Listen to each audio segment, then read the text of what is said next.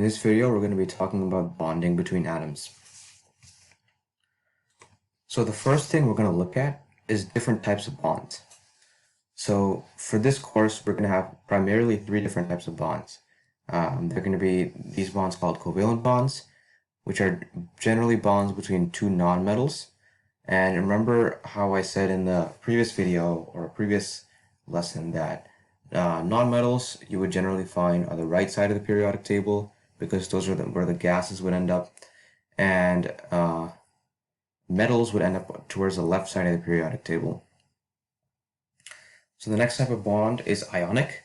So ionic bonds will form two ions, as you could see in the name. An ionic bond would have one metal and one nonmetal. So once again, that's one atom from the left side of the periodic table and one atom from the right side of the periodic table. And it could be more, but just for the fundamental example purposes, we'll just say it's 1 and 1. And then there are also metallic bonds. So bonds between two metals, so generally towards the left of the periodic table, will have lots of free electrons, and we'll talk more about that later. The first type we're going to look at is ionic bonds. So to understand how these work, we need to understand what the octet rule is, and we already covered that in earlier class. But essentially, the octet rule is that all of these atoms want to fill their outer shell with 8 electrons.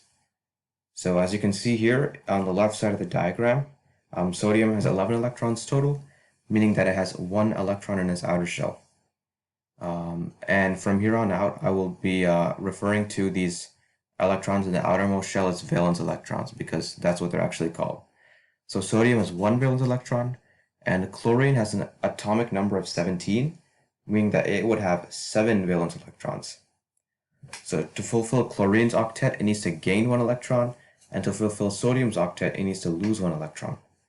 And so to do this, sodium will donate 1 electron to chlorine and form an ionic bond so that they both have a fulfilled octet.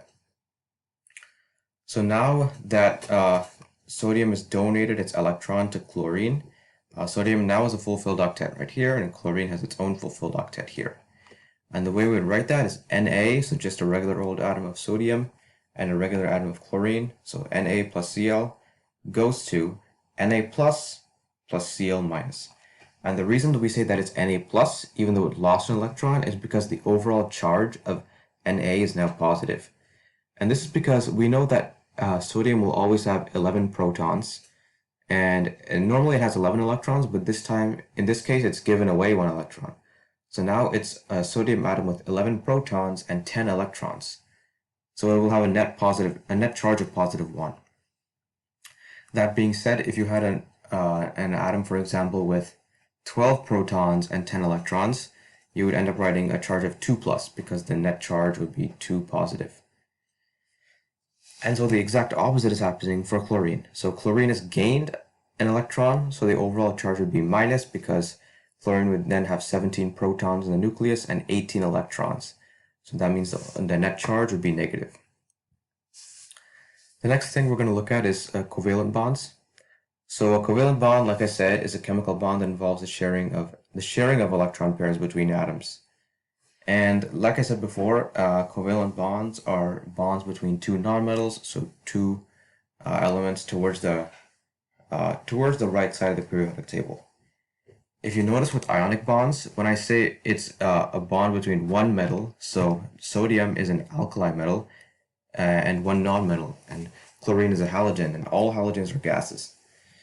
So since all of these metals are situated towards the left side and all of the gases are situated towards the right side, it would make sense how their properties would be the exact opposite, where the gases would the most efficient thing for these gases to do is to gain just a few electrons to complete their octet, and for the metals, the smartest thing to do is just lose a few electrons to complete their octet. That's why they would donate an electron. However, this is not necessarily the case with covalent bonds. Since covalent bonds are all generally towards the right of the periodic table, or they involve elements that are generally towards the right of the periodic table, they're not going to just simply donate an electron. They actually end up sharing the electron, because neither of them really want to give away or take an electron that much. So essentially what's happening is each bond, if you look at the first diagram here, has water. So water is H2O, and the bond looks like this. So the bond between hydrogen and oxygen will look like this with 2 electrons, because hydrogen has 1 electron and it only needs 2 to satisfy its octet, and oxygen has 6, so it would need 2 more. It has 6 valence electrons, it would need 2 more electrons to satisfy its octet. So what it does is it shares an electron with these hydrogens. So essentially the electron that belongs to the hydrogen now also belongs to the oxygen. So with 2 of these, that means oxygen has all of its 8 electrons, and in turn oxygen ends up sharing 1 electron with these hydrogens, each of these hydrogens.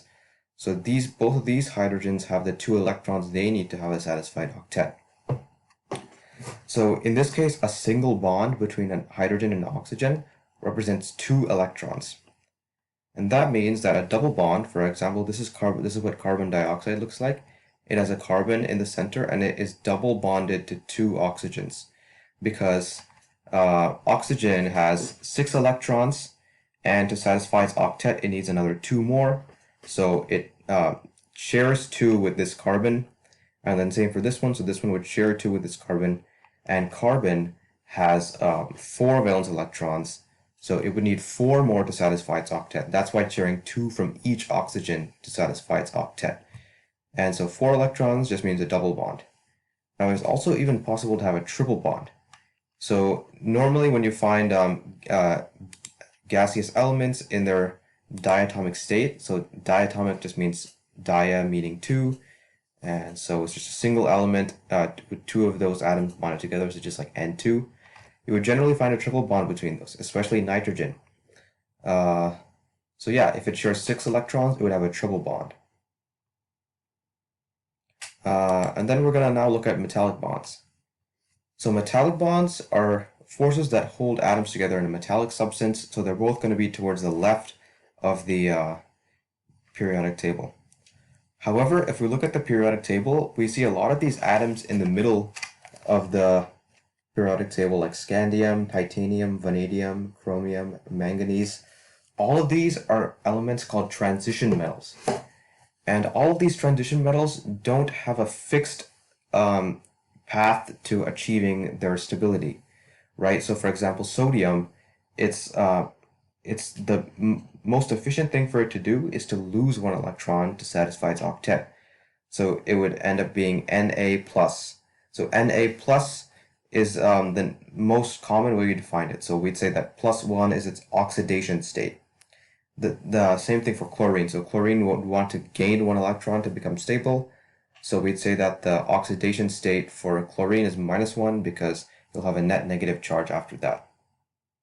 Metallic bonds, however, so all these transition metals don't necessarily have a single oxidation state. They can have multiple oxidation states. And so that's why we don't really have a specific example of a metallic bond. I just want you to know that each of these metallic bonds would have obviously 2 metals in it.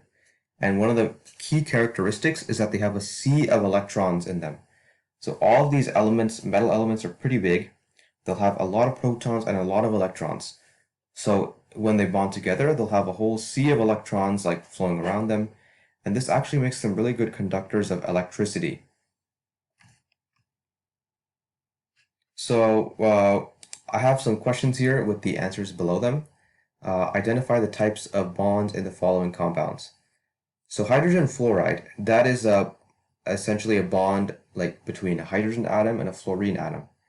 If we notice, hydrogen is on the left side of the periodic table, so it would want to lose 1 electron, or it could gain 1 electron, but in this case it would want to lose 1 electron to satisfy its octet.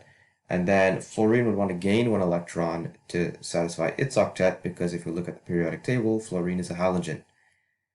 And then barium chloride. So barium chloride, this is a little bit different, because if you notice, you'll find barium in the alkaline earth metals column. So the second column in the periodic table from the left, it's element number 56. Barium, since it's an alkaline earth metal, it'll have an oxidation state of 2+, meaning it'll want to lose 2 electrons to satisfy its octet. But if you look at chlorine, chlorine would only want to gain one electron to satisfy its octet. So what they do is barium will bond with two chlorines, so it can give one electron away to each, and then it becomes Ba and then Cl2. So it'll bond to two chlorines. So this is an ionic bond, obviously, because they're on opposite sides of the periodic table. One of them is a metal, one of them is a gas, and one of them is donating electrons. The third one, carbon tetrachloride. So tetra is another way of saying four. It's just carbon bonded to fluorochlorine atoms. If you couldn't tell, neither of them are metals. Carbon would naturally end up as a gas, and chlorine is also a gas. So we have a covalent bond. And then the last one is brass, so copper and zinc. If you look through the transition metals section that I mentioned earlier, copper and zinc are in there. So copper is element 24, and zinc is, where's zinc? Zinc is number 30. So those are both in the transition metals section of the periodic table. So those would be a metallic bond.